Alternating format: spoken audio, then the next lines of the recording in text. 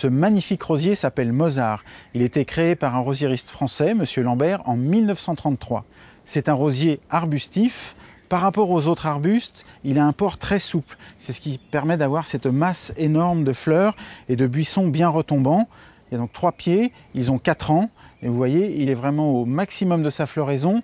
Il reste encore quelques petits boutons à venir, mais vraiment là, il est au top. Il va ralentir un petit peu l'été et ça va revenir en masse à l'automne jusqu'aux premières gelées. Donc c'est un rosier avec des fleurs toutes petites. Elles sont très belles parce qu'elles sont très colorées. Elles ont un rose qui est très vif. Elles fanent en pâlissant, ce qui donne différentes variations de couleurs, des caméliodes roses assez jolies. Et vraiment, c'est un rosier qui fleurit, qui est généreux, qui est bien résistant. C'est vraiment un très beau rosier. Bon, malheureusement, ce rosier Mozart n'est pas parfumé, mais quand on voit la profusion de fleurs, ça compense quand même ce manque de parfum. C'est un rosier assez facile d'entretien, parce que vous imaginez bien que s'il fallait supprimer toutes les fleurs fanées, ce serait un peu fastidieux.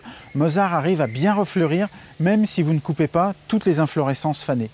Ici, on a voulu faire une grosse masse très colorée au centre du jardin pour vraiment attirer l'œil. On peut l'utiliser en haie, bien sûr, et vous pouvez le garder un petit peu plus bas. Ça, ce sera quand vous ferez la taille fin février, début mars. Vous réglerez, on appelle ça régler, la hauteur du rosier en fonction de l'effet désiré. Donc là, j'ai coupé un peu plus court les branches du bord, un petit peu plus haut les branches du centre, ce qui permet d'avoir un bon dégradé de floraison, des fleurs un petit peu à toutes les hauteurs du rosier. Et pour arriver à sa bonne hauteur, il faut bien compter 3 ans. La première année, on va le tailler à peu près à la hauteur du genou, l'année d'après un peu plus haut, et la 3e année, on est à peu près arrivé au stade qu'on veut, et il suffit de chaque année de le ramener à cette hauteur-là pour lui conserver sa belle forme. Donc c'est presque une forme d'églantier, déjà au niveau des fleurs, bien sûr, toutes petites, fleurs simples comme ça. Et puis le feuillage aussi fait beaucoup penser au feuillage des rosiers sauvages sur lesquels la plupart des rosiers que vous achetez sont greffés pour apporter la vigueur, la résistance de ces rosiers-là.